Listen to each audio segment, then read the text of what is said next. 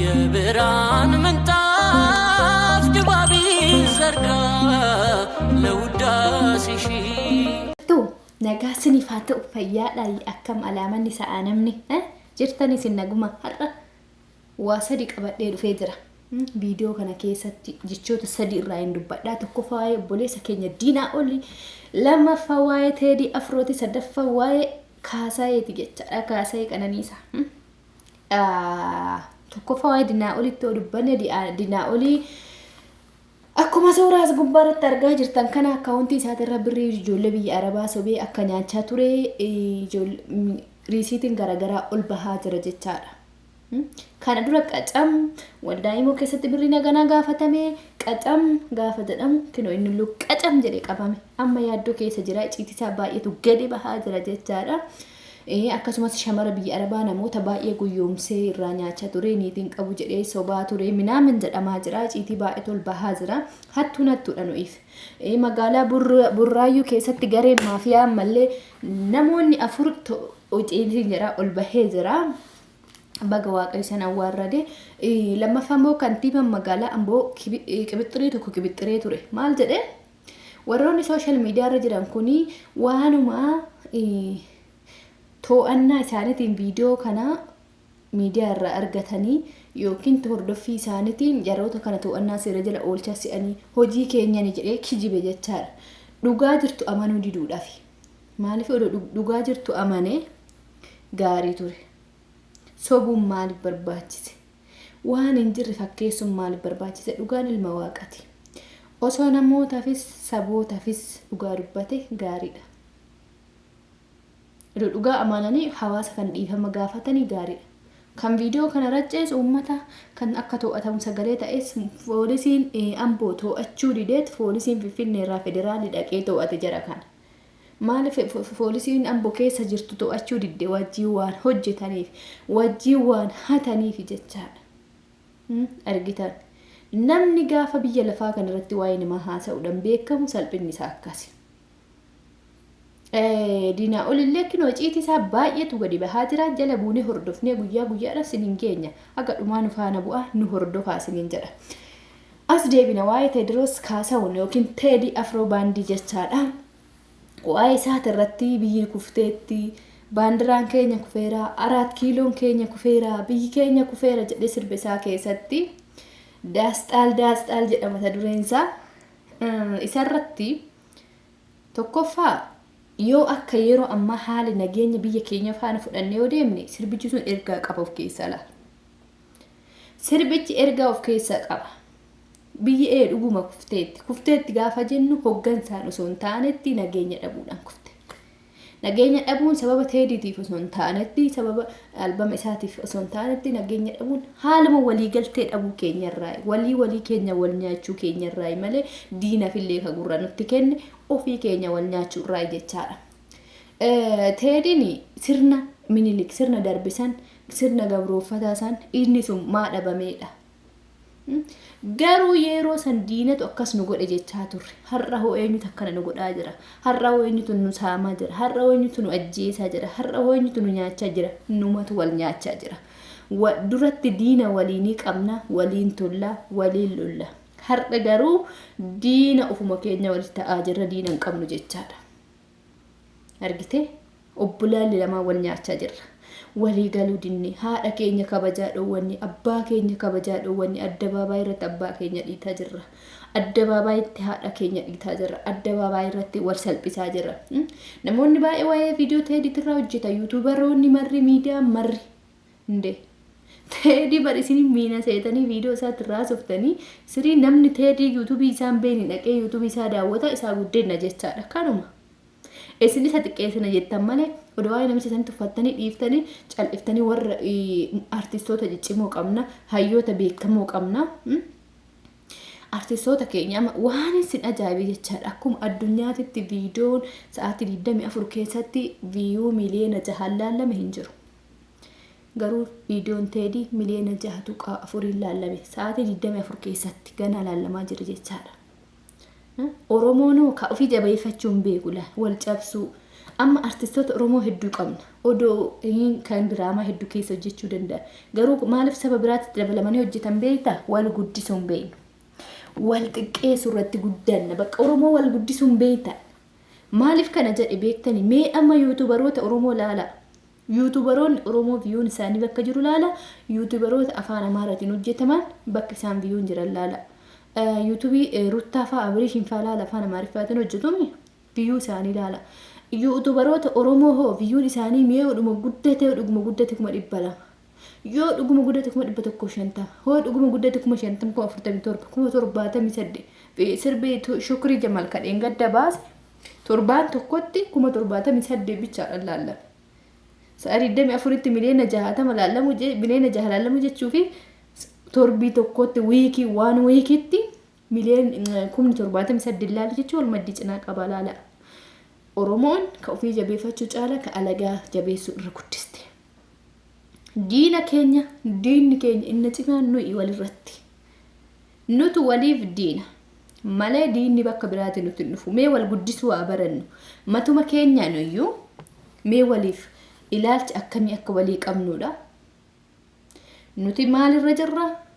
Sabni biraa maalirra jira? Sabni biraa bar wal guddisaa. Wal guddisaa. Keenya garuu waggaa 10 miliyoona 5 laalame viidiyoon Oromoo artistii Oromoo jechaadha. Dhuguma yoo guddate entertainmentii chaaneloota Oromootiin maqaa Oromootiin banaman chaaneloota gurguddaa hedduutu jira. Gingaruu viyuu irratti gadi bu'aadha. Walii sheer godhuu wal dhaggeeffachuu sirbicha isaanii dhaggeeffannee Oromoo jajjabeessuu caalaa sirba warra Oromaa dhaggeeffannee wal xiqqeessina nuti.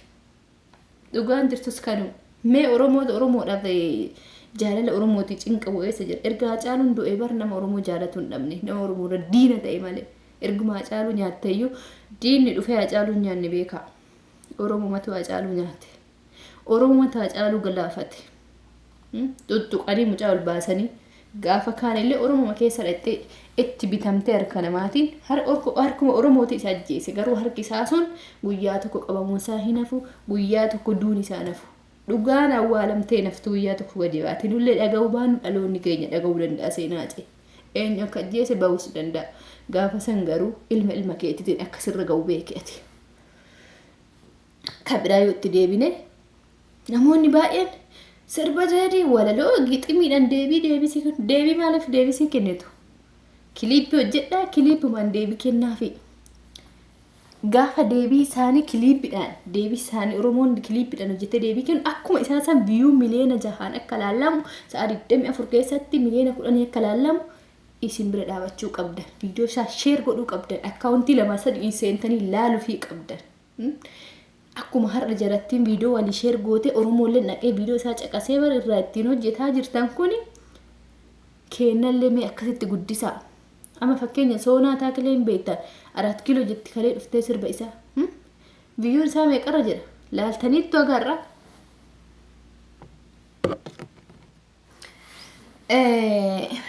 Soonaa Taakilee sirba isaa warra boolee ka jedhe waggaa tokko erga bahee miliyoona 34 ilaalame sirbi sun jechaadha. Sirba san qofa waggaa tokko laalinnu jiru. Kateedii waggaa tokkotti eessa akka dhaqu yaaddaniittu miliyoona 100 ta'uu danda'a. Laala.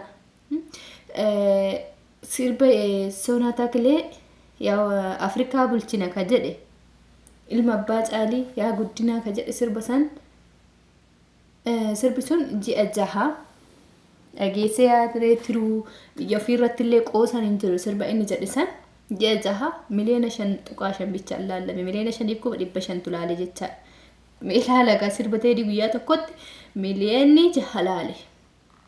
Garuu kun ji'a 6tti miliyoonni 5 laala Oromoon kabeetu walatuu, wal ajjeesuu, wal caccabsuu, hiyyeessa baddaluu malee wal guddisuu, hiyyeessa ofii qarqaarree wal guddifnaan hin jiru. Teediin bar jara isaanii warra Amaaraa jechaadha.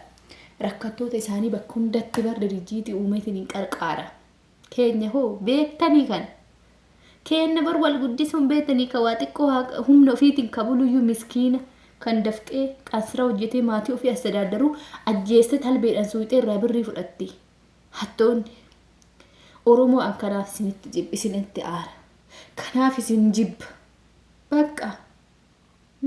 Wal guddisuu, wal jajjabeessuun beektan, wal ajjeesuu, wal hatuu, wal saamuu, wal xinneessuu, abbaa ofii kabaja dhoowwuu, abbaa ofii kaballaan rukkutuu, abbaa ofii gadi baasanii xiqqeessuu, haadha ofii gudeeduu jechaadha. Haadha keessa dhalatan gadi banii Oromoon sirna kana keessatti sirna Oromoon carraa argattetti silaa biyya ofii guddisuu qabdu, silaa seenaa Oromoo keessatti seenaa xuraa'aa kan hojjechuu osoo hin taane seenaa miidhagaa kan hojjechuu qabdu. Oromoon seenaa fokkisaa hojjechaa jirti. Har'as hojjechaa jirti. Boos hojjechaatuma jirtan. Maaltu Oromoon mee waggaa 8 kana hannarratti bobba'e malee hojiirra bobba'e. Ilma hiyyeessaa ajjeesurra bobba'e malee hojiirra bobba'e. Guddinarra bobba'e. Ishi mootummaan magaalaa miidhaskaa jira. Isinoo jalaan hattoonni hiyyeessa zarafuu ajjeesuu ilma hiyyeessaa. Ilma hiyyeessaa aggattanii birrii gaafachuu.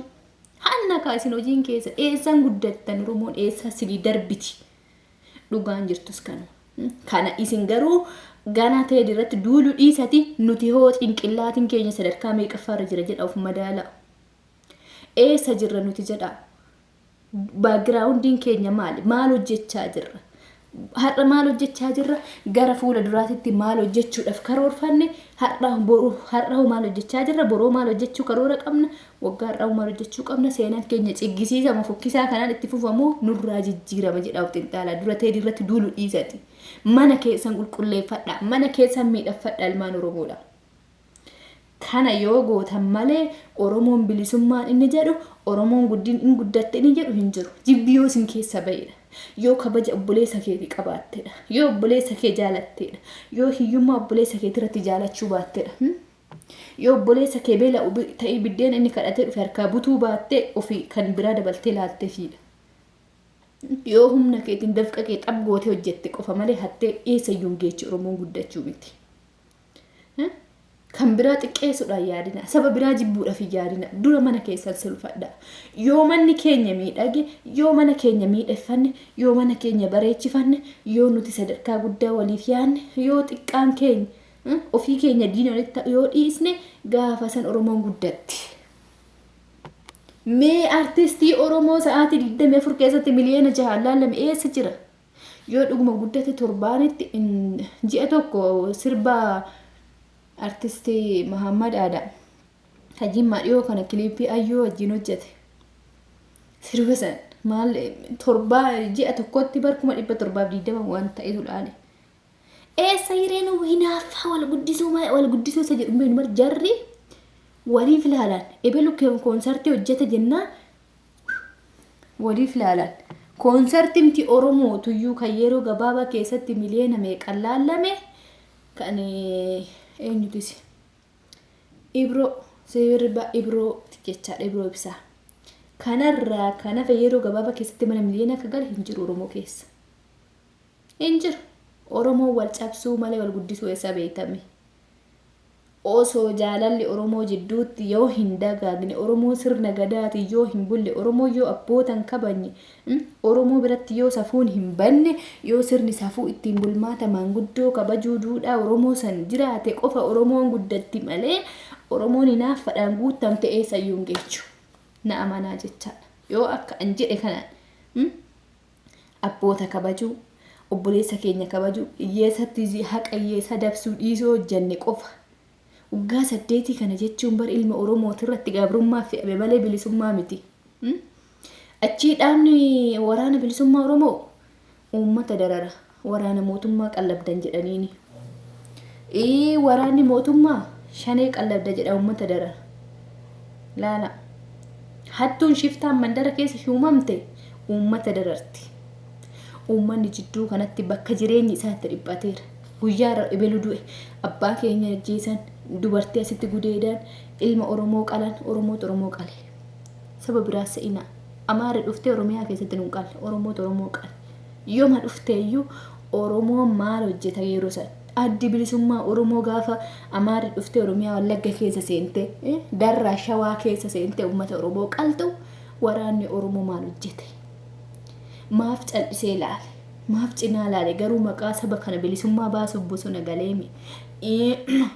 warri biyya eegdus saba kanaaf dhaabu biyya bulchaa jirtii maaf uummata irratti ilaala kan miidhamaa jiru jidduutti uummata Oromooti hiyyeessa abbaa keenya salphate haadha keenya salphate haadha fabbaa ilma obboleetti asteetti sadii ilma funduratti xiyyiitiitti naqaan jiran kana ka hojjete eenyu Amaara dhufee Oromootti tokkose miti Oromooti tokkose nuti yeroo carraa arganne yeroo ittiin karaa ittiin guddinni tokko nu baname yoo arganne wal balleessutti hojjenna malee waliif diina waliin qabnu balleessuuf hin hojjennu kanuma Oromoo waan beektu innaa kanuma siniin jedha baay'ee naasa'e dubbiyyoo baay'ate harreetti fe'an jedha Oromoo kanaaf Oromoo teenya itti yaada jechoota naga ammaa sa'e kana mee xiinxalaa isin hundi keessanu yaada qabna koomentii jala nuu kaa'a waan dhaggeeffattaniif galatooma viidiyoo biraatiin hanga walitti deebinutti turtii gaarii warroonni immoo chaanela eebbisaa entertiimentii dhafaara wataatan laayikii sheerii sabskiraaybii godhaa yaada qabdan koomentii jala nuu kaa'a